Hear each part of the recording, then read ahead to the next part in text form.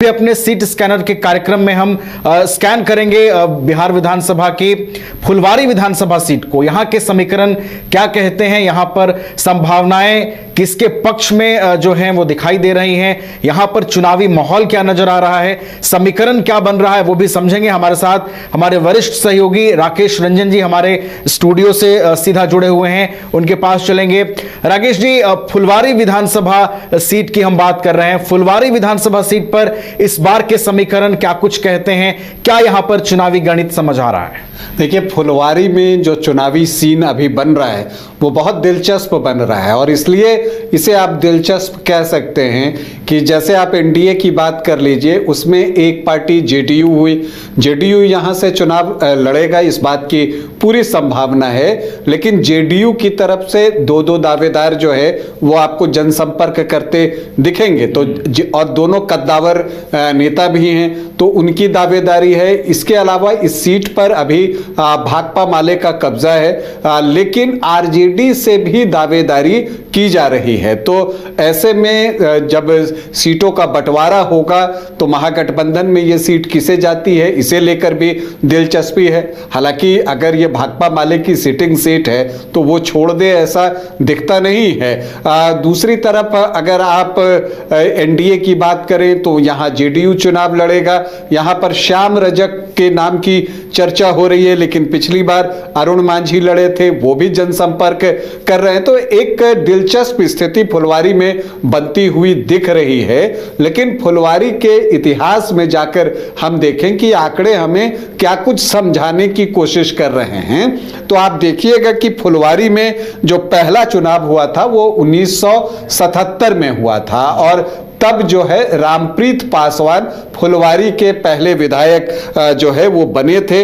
वो जनता पार्टी से संबंध रखते थे। उसके बाद फिर एक दौर आया जब कांग्रेस पार्टी का यहाँ पर दबदबा रहा और 1980 से लेकर 1990 तक जो 3 चुनाव हुए, 80, 85 और 90 में, तब जो है संजीव प्रसाद टोनी कांग्रेस के टिकट पर यहां से चुनाव जीतने में सफल रहे। लेकिन उसके बाद एक दौर आता है, वो दौर किसी पार्टी के बजाय ये कहना बेहतर होगा कि वो श्याम रजक का दौर था, क्योंकि फिर जब वो जीतना शुरू करते हैं तो 1995 जीतते हैं, 2000 जीतते हैं, 2005 के जो दोनों चुनाव होते हैं तो वो दोनों जीतते हैं, तो 4 बार यहां जीत जाते हैं। फिर एक गैप आता है 2009 के बाई इलेक्शन में और फिर 2010 और 2015 वो फिर से जीतते हैं। तो श्याम रजक का प्रभाव फुलवारी शरीफ विधानसभा सीट पर साफ तौर पर आप देख सकते हैं, महसूस करते हैं। सर्वाधिक 6 बार जो है उन्होंने फुलवारी शरीफ में जीत हासिल की है।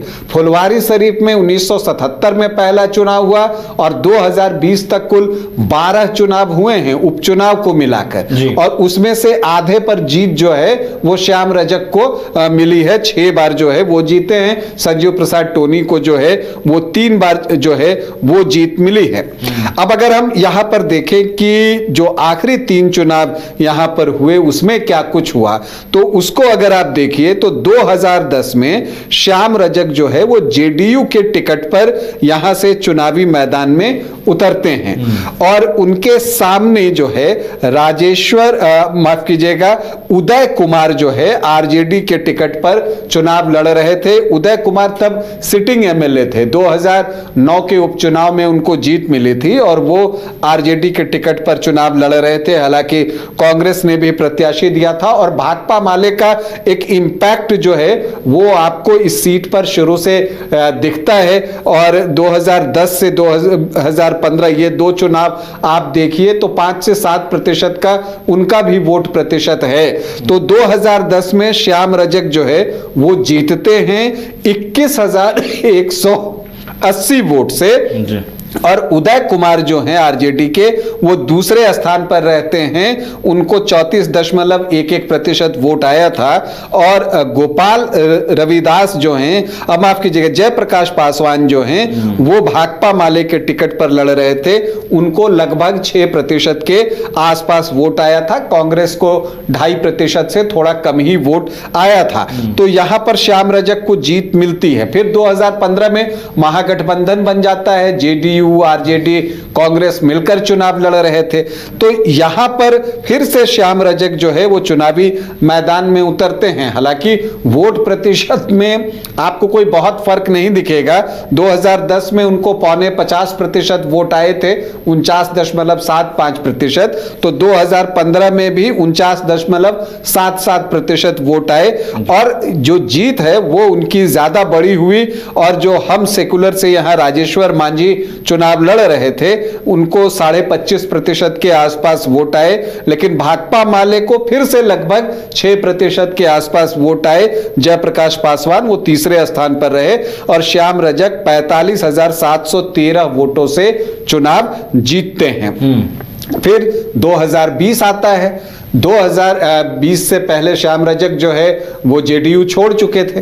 अब यहां से जो है अरुण मांझी जेडीयू के टिकट पर चुनावी मैदान में उतरते हैं और इस बार गठबंधन में ये सीट महागठबंधन भाकपा माले को देता है। और इसके पीछे वजह बहुत साफ थी कि एक तो यहां पर आरजेडी का अपना वोट जो है वो दिखता है, एमओआई इक्वेशन यहां पर मजबूत है। तो उनको लगा कि अगर मेरा वोट है और जो भाकपा माले का 5 से 7% के आसपास वोट है, जब वो इंक्लूड होगा तो फिर जो है स्थिति मजबूत हो सकती है। और एग्जैक्टली यही चीज हुआ 2020 में। भाकपा माले से गोपाल रविदास जो है वो चुनावी मैदान में उतरे और उन्होंने जो है अरुण मांझी को शिकस्त दी। कितने वोटों से दी शिकस्त? 13,857 वोटों से। लेकिन दिलचस्प ये रहा कि 2020 में यहां पर एआईएमआईएम ने भी अपना प्रत्याशी दिया था और उसके पीछे वजह है कि यहां पर जो मुस्लिम वोटर्स हैं वो लगभग 15% के आसपास हैं। तो एआईएमआईएम से कुमारी प्रतिमा यहां पर चुनाव लड़ रही थी, उनको भी 5,000 वोट के आसपास आया। तो अब यह देखना है कि जो 2025 में जो अब होना है वहां पर एआईएमआईएम जो है वो अपना कैंडिडेट यहां उतारता है या नहीं उतारता है, और अगर उतारता है तो कितनी गंभीरता से यहां के चुनाव में वो लड़ाई करता है। ये एक दिलचस्प बात है क्योंकि उस पर भी परिणाम जो है बहुत कुछ निर्भर करने वाला है। तो एआईएमआईएम पर नजर होगी। इसके अलावा अगर आप संभावित उम्मीदवारों की अगर बात करें कि अब 2025 में कौन हो सकते हैं यहां से प्रत्याशी, जेडीयू से कौन होंगे, भाकपा माले से कौन होंगे, तो अगर हम इसकी चर्चा करें तो देखिए जेडीयू से 2 नाम दिख रहे हैं। एक तो अरुण मांझी, पिछला चुनाव वो लड़े थे, और दूसरे हैं श्याम रजक। श्याम रजक चूंकि यहां से 6 बार चुनाव लड़ चुके हैं और श्याम रजक और राम कृपाल यादव ये वो 2 व्यक्ति हैं कि एक समय लालू प्रसाद यादव के बहुत करीबी थे। इनको जो है राम श्याम के नाम से जाना जाता था। और जब ये श्याम रजक जो है बाद में आरजेडी में शामिल हुए थे और जब उन्होंने इस्तीफा दिया अगस्त 2024 में आरजेडी से, तो उन्होंने एक बात लिखी थी कि मैं शतरंज का शौकीन नहीं था इसलिए धोखा खा गया, आप मोहरे चल रहे थे, मैं रिश्तेदारी निभा रहा था। तो ये बातें श्याम रजक ने लिखी थी। इस बार जो है वो पूरे जोर शोर से लगे हुए हैं। तो अब ये फैसला तो नीतीश कुमार को लेना है। हालांकि श्याम रजक नीतीश कुमार के करीबी हैं और जब उनको शामिल किया गया था तो ये बात भी कही गई थी संजय झा की तरफ से कि उनके मान सम्मान का ध्यान रखा जाएगा। तो पलड़ा यहां पर टिकट के मामले में थोड़ा सा श्याम रजक का भारी दिख रहा है, लेकिन अरुण मांझी भी प्रयास कर रहे हैं। लेकिन जहां तक महागठबंधन की बात है तो भाकपा माले के सिटिंग विधायक हैं गोपाल रविदास, लेकिन दीपक मांझी हैं, जिप सदस्य हैं और आरजेडी के अनुसूचित जाति के जिला अध्यक्ष हैं, वो भी दावेदारी करते हुए यहां पर दिख रहे हैं और जनसंपर्क भी कर रहे हैं। लेकिन बड़ा सवाल वही है कि क्या भाकपा माले अपनी जीती हुई सीट आरजेडी को देगा। संभावना कम दिखती है। इसके अलावा उदय मांझी हैं जो कि 2009 में यहां से चुनाव जीत चुके हैं। तो ये 3 दावेदार आपको महागठबंधन की तरफ से भी दिखेंगे। तो ये स्थिति है, दोनों तरफ से जनसुराज किसे प्रत्याशी बनाता है उस पर लोगों की निगाहें टिकी हुई हैं, और एआईएमआईएम से कौन सा प्रत्याशी यहां पर उतरता है उस पर भी सबकी निगाहें होंगी। अब अगर हम यहां के जातीय समीकरण की तरफ जाएं कि क्या है यहां का जातीय समीकरण, तो यहां पर जो अनुसूचित जाति के वोटर्स हैं वो 23.5% के आसपास हैं, 23.45%, और जो मुस्लिम हैं वो 14.9% हैं, और यादव 15.5 से 16.5%। जो एमवाई का जो जोड़ बनता है वो 31 से 33% के आसपास बनता है। राजपूत 2.5 से 3%, भूमियार 4 से 5% और ब्राह्मण 1.5 से 2%। कायस्थ भी हैं। तो कुल मिलाकर अगर आप देखें तो सामान्य जाति के वोटर्स 10 से 12% के आसपास हैं, लेकिन लवकुश वोटर्स यहां पर अच्छी संख्या में हैं, 17 से 19% के बीच, वो भी मुख्य भूमिका निभाते हैं, और वैश्य जो हैं वो 6 से 8% के आसपास हैं। तो जो एनडीए को जो जातियां परंपरागत रूप से वोट करती हैं वो आंकड़ा 36 से 37% का है। एमवाई 31 से 33% का है। तो मुकाबला ऑलमोस्ट बराबरी पर दिखता है। अदर ओबीसी ईबीसी 9 से 11%। तो जो अनुसूचित जाति के 23.5% वोटर हैं और अदर ओबीसी ईबीसी 9 से 11% हैं, अगर जब आप इनको देखते हैं तो ये लगभग 34-35% का एक नया चंक खुलता है। तो इसमें से ज्यादा वोट कौन निकालता है?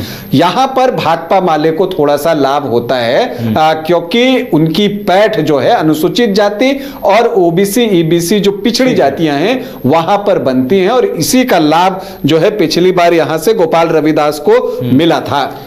बिल्कुल राकेश जी, आपने तमाम संभावनाओं का जिक्र किया है, लेकिन इस बार वहां पर जो चुनावी माहौल है और वहां पर लोग इस बार चुनावी माहौल के अंदर क्या कुछ कह रहे हैं वो भी सुनवाते हैं दर्शकों को। इनका राज्य में जो है ना अभी ब्लॉक में ज्यादा बिना पैसा ये काम नहीं हो रहा है। ये सब कोची है। ब्लॉक में थोड़ा सा हम लोग के काम था 50,000 मांग रहा है। बिना पैसा दिले काम ही नहीं हो रहा है। पैसा दिले कोई काम नहीं हो रहा है। नीतीश जी रहेंगे। नीतीश जी रहेंगे। नीतीश जी में क्या लग रहा है कि नीतीश जी रहेंगे? लोग कहते हैं नीतीश जी अब नहीं चला रहे हैं। शांतिपूर्वक है, सब तरह से वातावरण ठीक है। 35% आरक्षण दे दिए, नौकरी दे रहे हैं महिला। कहाँ दे रहे हैं? कुछ भी नहीं दे रहे। हम लोग तो बिना रोजगार हैं तो कहाँ कुछ दे रहे हैं? रोजगार करने के लिए भी तो 2 लाख रुपया दे रहे हैं। कहाँ दे रहे हैं? कुछ नहीं हम लोग को दे रहे हैं। और उस आदमी के देते हैं कि जे भरा रहता है उसको देते हैं, हम लोग नहीं देते। नीतीश जी को कैसे देख रहे हैं? वो भी ठीक है, वो भी बढ़िया काम कर रहा है। हाँ, अच्छा काम किया है। रोड जितना जहाँ नहीं था वहाँ भी रोड बन गया है, उसका ही कारण से रोड बना है ना। 10 से क्या उम्मीद रख रहे हैं? कौची उम्मीद रख, बहुत उम्मीद रखते हैं। दारू चालू होगा, दारू के चलते हम लोग वोट देंगे।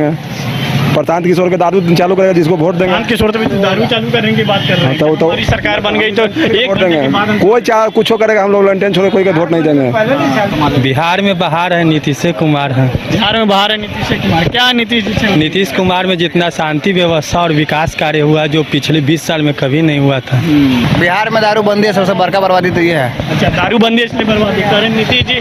महिलाओं के चलते बंदी की है। महिलाओं दारू काहे बेच रही है? चलिए ना मजूर जी ना, नीतीश कुछ काम नहीं करता, खाली बड़का के गरीब के नहीं।